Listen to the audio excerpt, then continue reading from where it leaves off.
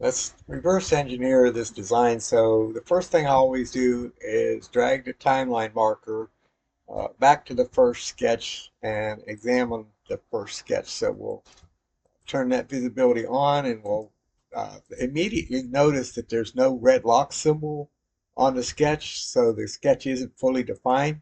I'm going to go ahead and edit that sketch and I'll take a look at it. And one of the things I like to do, now this isn't a big deal, but I like to change this center line or to change this to a center line, and then I can dimension diametral dimensions rather than uh, doing uh, radial dimensions and having to divide by two. But anyways, then I come up here and I look and I see a bunch of construction lines that are all the same distance apart. So I think if I were doing this, I would have created one construction line and then pattern that construction line rather than enter this dimension over and over and over and over again. So I do a rectangular pattern for that construction line. And then I come over here and I see a bunch of white dots. And I don't expect to see white dots. That's unconstrained geometry. So I start to drag the white dots and I see that the sketch just falls apart. This is actually part of a circle that is left over when it was trimmed. So I'll just delete that. And then I see that this point is white. I'm going to make this line the same length as that one. That one's shown as fully constrained, so I'll do equal. Now, if I'd done a pattern of the lines, this would all been taken care of automatically. It looks like there's something right in here, and so I zoom in on this area right in here, and I see that there's a piece of rubbish right there. I'll delete that, and there's another one over here. I'll delete that, and so there as I go through here, there are lots of um, little bits of rubbish that were left over in the sketch. Now, if you leave it in there, the fusion has to solve that geometry.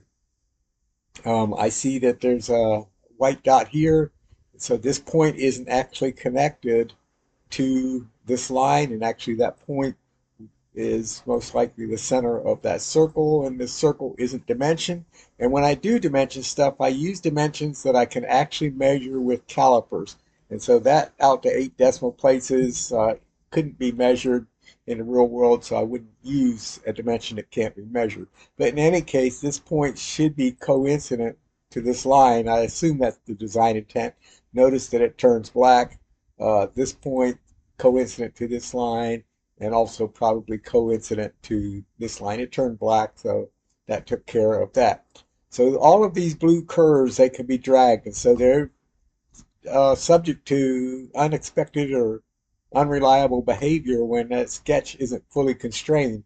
And then again, we have all of this leftover trimmed rubbish that we need to get rid of. And I noticed that these two lines right here are not uh, vertical. They appear to be parallel to each other, but they're not vertical. So I assume that maybe this was intended to be a line over here, a tangent to these arcs. Let's just put one in and see what it looks like. So I'm going to put a line in over here. I'll put it at an angle first, and then I'm going to make it parallel, this line parallel to this line, and then I'm going to drag that over here. And so it looks like that the design intent was for that to be parallel. So I probably would have started with a line going from here up to here, wherever that goes to, and then added these features in later in the design, rather than put all of this in one complicated sketch.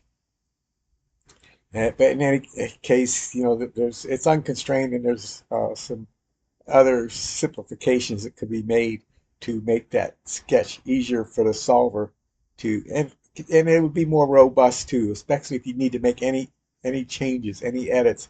You want a sketch that is uh, completely predictable and robust. I want to get that point onto that line so it turns black.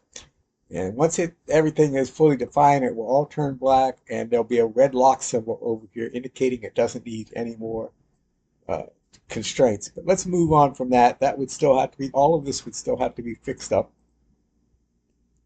And we'll go to the next step. And so the next step is a revolve. And then I'll go to the next step.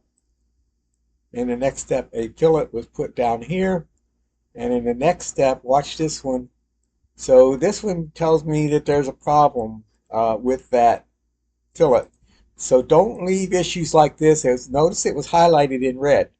Don't leave issues like this that are highlighted in red or yellow as unresolved on the timeline. Figure out what the issue is and take care of it. And normally it appears immediately, so you could just undo and figure some other option out. I'm just going to delete this, and then I'll go to the next step. And I see that's a shell. So we'll go around and I see that the object was shelled out. Let's go to a section view on this. So I'm going to go to a section view, and I'll select the appropriate plane, and I'll say OK to that. I want to change that color too, so I'm going to do the color swatch. That might not be the best color. I might change that back. Let's just change that back. Uh, but notice in here, if I hide that sketch, I have some sharp points in here, and I have some sharp points here, I have some sharp points here. I probably would have filleted this outside, at least with a small fillet, here, here, here, before I did the shell, so that these sharp points are also rounded off inside here to make this easier to clean. But I also noticed some extra lines here, so let's go back out of the section view. And so I'll turn off analysis. And so I see two lines here, but I don't see that here in this location. So these two are different than this one. I'll edit that sketch again and take a closer look. And so let's edit that sketch. And I'll zoom in here, and I'll keep zooming in, I'll keep zooming in. I'll click on this arc. I see that it comes down to here. I'll click on this arc. I see that it comes up to there. But there's also, if I window select this, there's also a line or something, a piece of an arc left over or something. If I keep zooming in, I see there's two or three pieces of geometry there that really, I think the design intent was only for this arc right here and this arc right here, and for them to be tangent to each other. I think the other stuff in here was left over untrimmed geometry. So when you're modeling in a CAD program, you have to be observant. You can't miss little things like that untrimmed or that trimmed geometry that was left over. This difference in the geometry between here and here. I assume that it was supposed to be one way or the other, but definitely in the sketch, there are some extra pieces of geometry left in that area. As I continue this analysis, I go to the next step. A new component was created, and then a new sketch within that component. So we'll expand that, and I see again that there's no red lock symbol on this sketch, so it isn't fully defined. Let's make that component active, and I'm going to go in and edit this sketch. Okay, and I see that, again, I would have used a center line for this. It isn't a critical point, but it just makes sense to me to do that as a center line. And then I see that all the geometry is black or fully constrained. Now, it depends on your color scheme, how you have your display set up, what colors these are. In my case, the constrained geometry will be black. The unconstrained geometry will be blue. So blue geometry, or whatever your color scheme is, white dots, should keep you awake at night. You want to solve that. Now in this case, if I click on this, I see that there's a handle here and a handle here. So this is a spline. Sometimes we don't take the time to fully define a spline, but this spline only has 2 points, so it's really easy to fully define that spline. So I'm going to dimension this handle, and sometimes it can be hard to get it to take. And so I'm going to put that parallel to that handle. Now it shows as a millimeter dimension, but actually it isn't 6 millimeters. It's a weight of 6. And I'm going to do this and say a weight of 6.5, round that off. And then I'm going to put an angle in here between here and here. And let's do that as an angle. Let's say 67.5. And then I'll do the same thing down here. I will put a weight on here of, let's say, 4.5. And I'll put an angle on here between here and here. Let's say either down here or down here. Let's say at 44. When I do that, uh, and I'll finish that sketch, and it still doesn't show a red lock symbol on there, so there may be some geometry in there somewhere that isn't fully defined. Sometimes with the spline, it will still not show as fully defined. I'll try dragging some geometry around and see if I can find the issue. And if I don't find it quickly, I'll just ignore that one. But I really like to find those issues. And actually, I see a point right there. Okay, so I'll drag this point down here. So there's an extra line there that I don't think served any purpose. So I'll delete that line. Now there's a red lock symbol on here indicating that that sketch is fully defined. All right, I'll go to the next step, and I see a revolve, and then I'll go to the next step, and a fillet was put up here. Now this fillet becomes an important issue in here. This fillet right here, I don't know if that's it or not. Yeah, this fillet right here, because it adds material. So originally, let's step up back once. Okay, so here the material was to this point, and then when we add that fillet, it adds material beyond this point right here. And then so we have to observe that kind of stuff. And then I'll go to the next step, and this let's turn on the visibility or go back to the main assembly. So in the next step, this piece right here, this jug body was subtracted from the lid body. Let's go back to our analysis view, and I'm going to zoom way in on here. Well, actually, let's do it over here where we were looking at it before. Remember that fillet that I talked about right there to put that extra material in here? So we end up with this little sliver, thin sliver of material in here in the lid.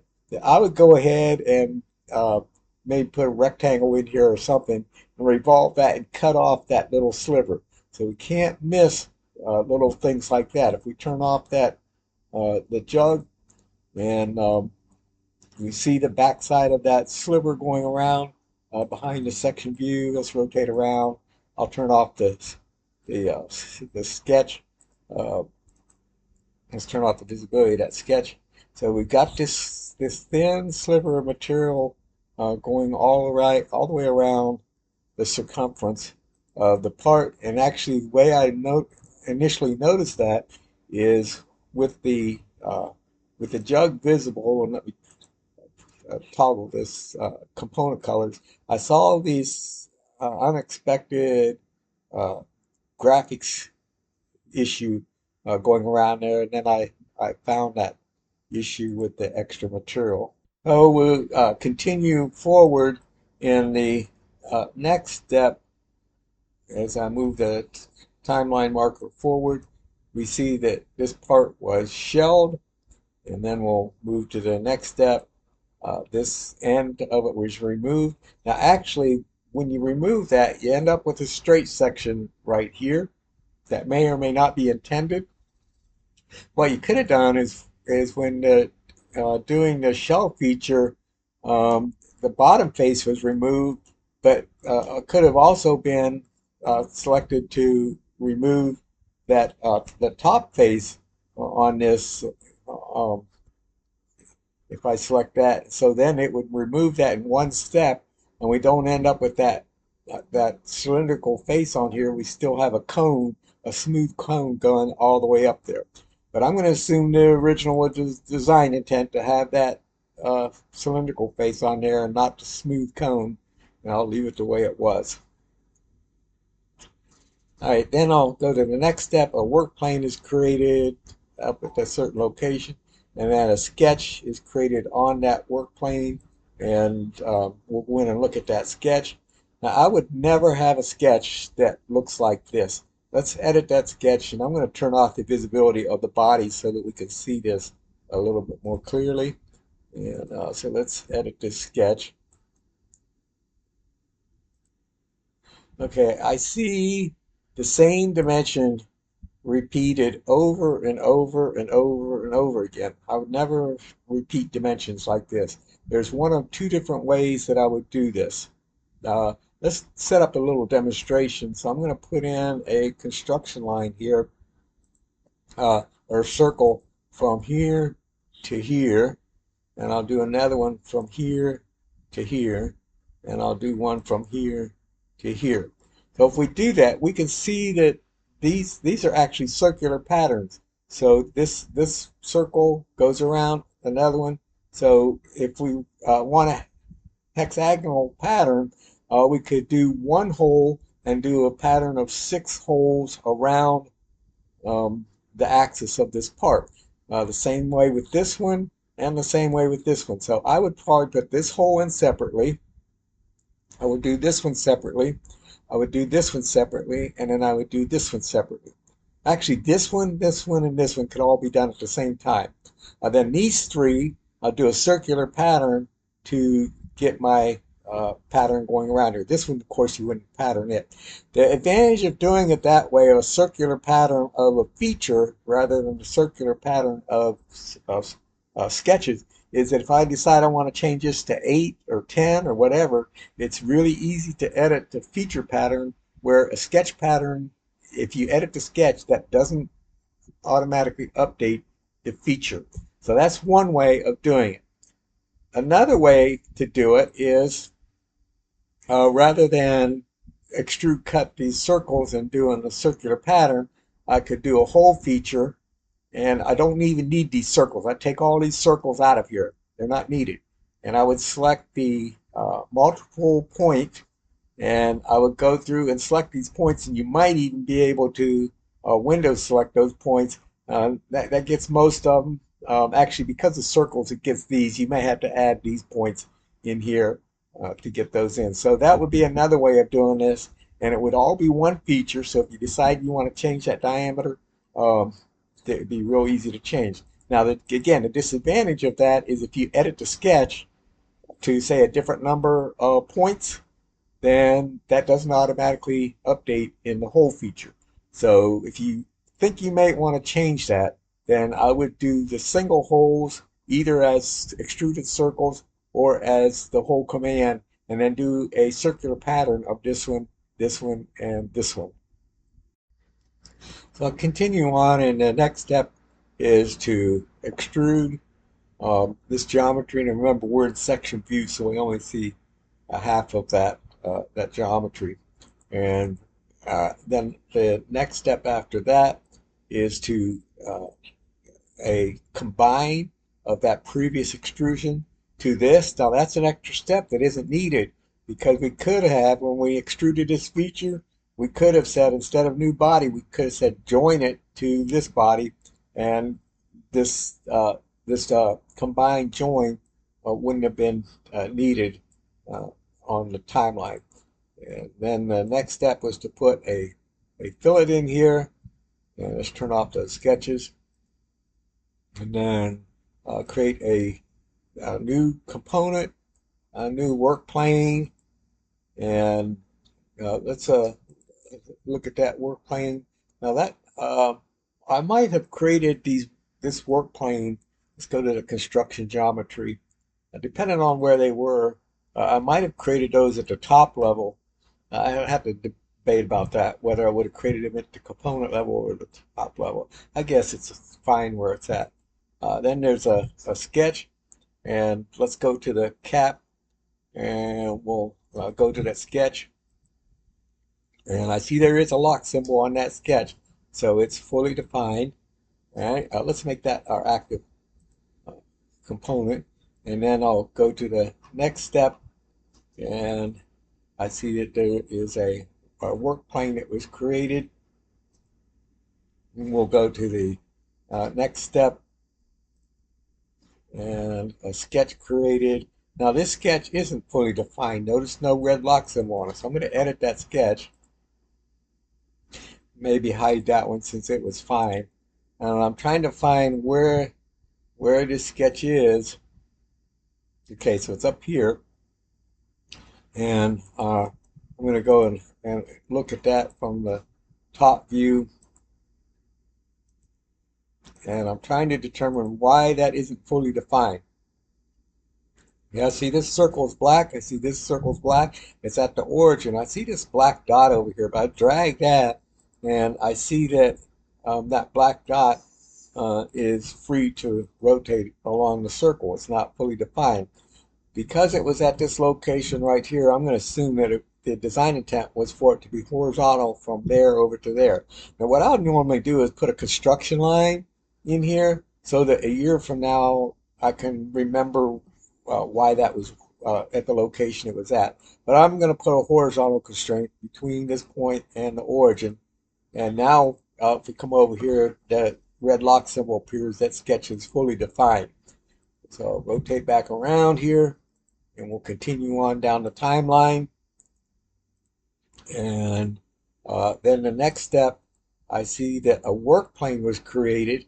Uh, and let's edit that feature. So I'll see edit feature, and I see that it was 3 vertices that were selected. This one, and this one. So remember, this point wasn't fully defined. It wasn't constrained. It is now because I put a horizontal constraint between here. So that might have been important to get this plane at the angle that's needed. But actually, that plane isn't needed at all because there's already a plane in the geometry. Could have used the origin plane. The planes, they go to infinity. It only shows a small plane, but that plane actually extends out to infinity. So I rarely ever create any work planes. As much as possible and practical, use the origin work planes to define your sketches. So that plane probably not needed. Then I'll go to the next, and I'll go to that sketch. And again, I see the sketch isn't fully defined. I'll edit that sketch, and we'll go around and look at it. I'll click on it. Again, we see a handle here and a handle here. We know how to fix that now. To put 2 dimensions on here. This one, you might want a vertical constraint on it rather than an angle. And so let's just try that. So I'll do a constraint vertical on this handle. Be careful that it did change the geometry some. So if it changes it more than what you than what's acceptable to you, you need to take care of that and put in geometry that, or put in dimensions that will give you the geometry that you want. This is pretty much artistic at this point, so I assume that so minor changes in the geometry are not a big deal. But think about manufacturing. In manufacturing, if you mass produce something, they have to inspect that geometry, and if you send it to different manufacturers, uh, then you want the parts to be returned to you. You want them to all be identical, uh, regardless of what manufacturer you contract with to make your components. So that's why we should fully define everything so that we can inspect it. Okay, and then a revolve, and then a cut, an extrude cut made up here, and then some fillets put in there, or some chamfers, and then some fillets, and then this component up here is a shelf. One thing on this down here also, these two are exactly the same size. In the real world, we can't make perfect parts. So some of these are going to be, let's talk about this part, the inside part here. Some of them are going to be a little bit larger. Some of them may be a little bit smaller. The same way on this. Some of that may be a little bit larger. Some of them may be a little bit smaller. So you want no matter if this is at the largest size and this is at the hole is at the smallest size, the outside diameter is at the large size, you want these to still fit together. So you should probably put a little bit of clearance in between here. Now, because this is at a cone shape, a taper, this is going to go down to a certain distance, so it will assemble until it just stops. That might be a good feature that you want in this.